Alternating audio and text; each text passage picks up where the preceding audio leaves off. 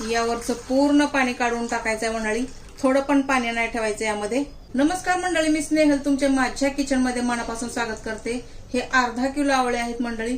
आवळ्यापासून आपल्याला एक छान रेसिपी बनवायची आहे। या थंडीच्या दिवसात खाणे फार फायदेमंद ठरतात आवळे। चला आपण याची एक मस्त पैकी रेसिपी बनवूया, जी खूप दिवस टिकते, 4-5 महिने।